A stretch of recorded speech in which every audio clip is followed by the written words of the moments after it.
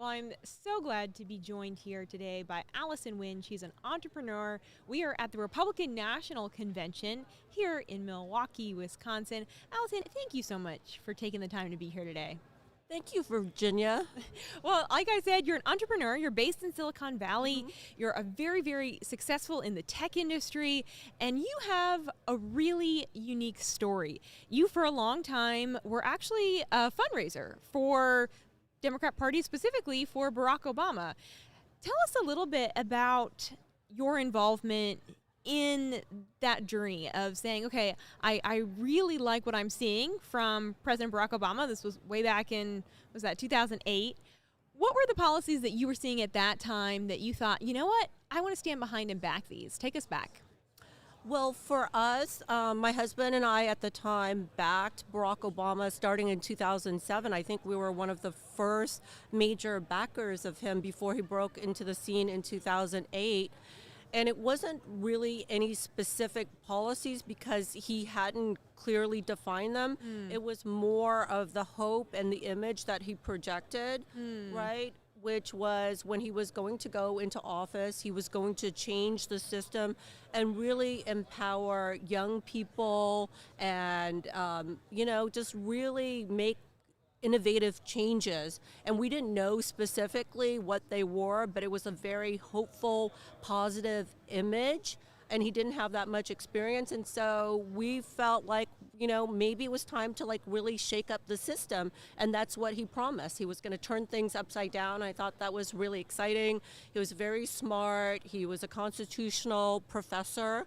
And he had a great message of hope. And the one message that really resonated with me was that there was no white America, there was no black America, there was just one America. And I really felt that growing up in South Central Texas, where I was from.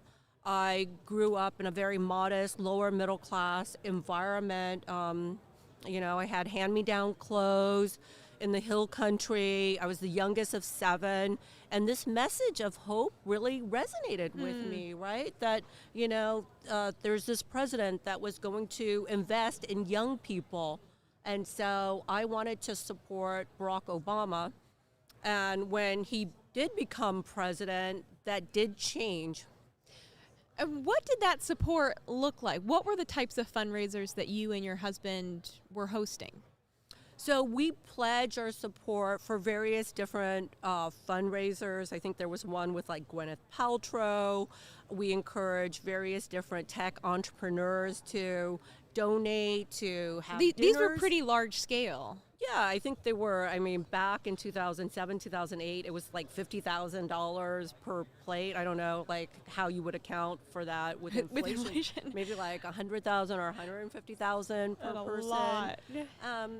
But it really resonated with a lot of young tech entrepreneurs, and he got the support of Silicon Valley, and we were really excited about that.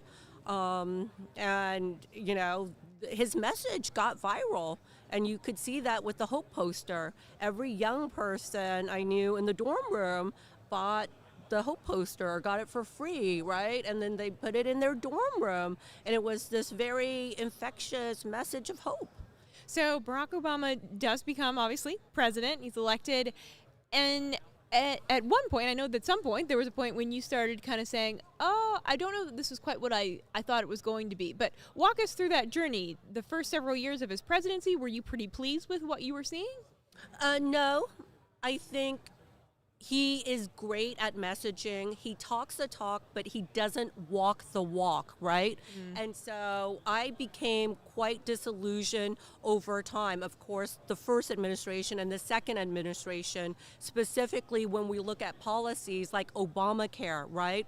And so the way that he talks about it in a very general way, the people that he hired for his administration were very public intellectuals who didn't necessarily have the detailed, specific implementation for Obamacare. So being in that Silicon Valley world, working with so many other tech entrepreneurs, were you one of the few that you think was becoming disillusioned by what you were seeing back in 2008, 2009, 2010, or were there others? There were others, but Silicon Valley and the venture capitalists that works in Silicon Valley, the ecosystem, it's a herd mentality. And so no one wants to speak out. A lot of people were thinking what I'm thinking. And for many years, I didn't speak out as well, right? Because it's a herd mentality. Right? And so I was very disillusioned with Obamacare. When I did get a divorce many years later, just like a personal story, I did very well in my divorce. We did a settlement, but I was dropped off the family insurance plan very quickly, and I had just a few days to get insurance, and I was out of the enrollment period. And therefore, I had like this emergency, and I ended up signing up for insurance for myself and my older daughter, and it cost me more than $6,000 a month to do that. In addition, it was very difficult to sign up and figure out the right website to actually do that. So I actually got scammed in the process, which is very common, right? And so there is this idea of Obamacare and universal health care, but the implementation and the very specifics is very lacking, and a lot of gray areas which allow bad players to come in and rip end consumers off like me, whether it's on the scam side or overpricing. So was your disillusionment strictly with now former President Barack Obama, or were you also becoming disillusioned with the Democrat Party as a whole? It started with Barack Obama, and I do feel that the country became more racially divided because of him, which is counterintuitive, right? Why do you think that is? Well, if you read his biography, he actually talks a lot about race, and he said that the reason why he didn't do the things that he promised to do is because he was scared. He was afraid that if he actually had that vision and went in there and shook up Washington, that there would never be a black president, there would never be a woman president, there would never be a POC president, because as a black president, he had to be very careful, and he was very scared to make any changes, and so that ruled his action, right? And so for me, when you're a leader, you need to lead. You need to have a vision, and you can't look down. You go where you go. You go where you look. Right? And so when you ski, if you look down, you fall down. So you need to look straight ahead. What is your vision? What is your direction? And for me, he had that direction before he was elected. After he was elected, he just looked down. He was scared. And he actually did say that in his biography. And I think that really hurt African Americans. I think that hurt people of color in leadership, right? Because as an Asian American, I do things that I think is the right thing to do.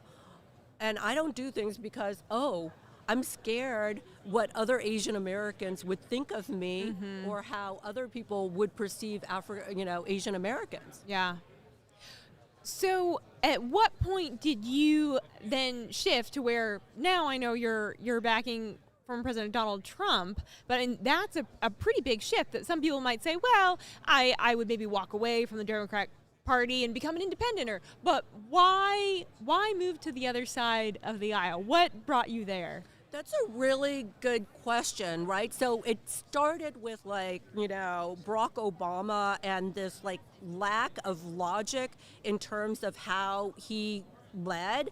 And then when you see with Kamala Harris and the emergence of DEI, that really kind of broke my bond with the liberals and the Democratic Party, because that no longer made any sense. Perhaps because I have a science background, and I came from a communist country, a Marxist country, so and my friends who are from Cuba, from Vietnam, from former communist country, were very opposed to these Marxist ideas. So let me explain. God says we're all born equal, right? Amen. And that is true. We're all born equal. But the idea of diversity, equity, and inclusion is very much Marxist and doublespeak, right? Because equity, we have to examine what does that mean. Equity is what you get when you work for something. And so with the liberals and the Dems, if you come into the country illegally, you get equity. If you come into the country illegally and you smash and grab, you commit a crime, you deal fentanyl to our young children, you get equity. What does this mean? Why are you getting equity? You get equity when you don't qualify for a job just because of the color of your skin, just because of whatever random, issues, identity politics. This doesn't make sense. It erodes away from what it is to be an American, right? Like, we came to America as immigrants. My father stood in line. He worked with the U.S. Air Force. We did our paperwork. We got our citizenship. Yeah. We went to college. I went to Stanford University. I got my science degree. Right, and then I contributed to some really amazing projects, ideas to a company like Google, right? And so as a result, I earned equity. This is how hard work and equity work in the U.S., whether you work at a fast food restaurant, an airline, a tech company, or you're a nurse, firefighter, right? It's that hard work. It's that hard work. I don't differentiate that. We're all born equal, but we have to work and make a contribution. And so this very idea of DEI or DIE or however you want to spin it, it's basically an Orwellian doublespeak that has allowed Marxist ideas to creep into America. And I'm absolutely opposed to that, considering my own background coming from a communist country, my father's background as well. And I think it really erodes the fabric of America. And I do believe many of these ideas started during the Obama administration, right? And he has backed them with Biden. He's an ardent supporter of that.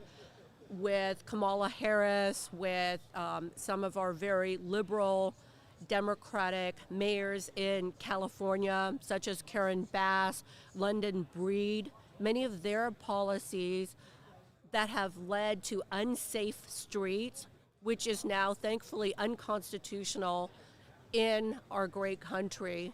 We have a constitutional right to have safe streets.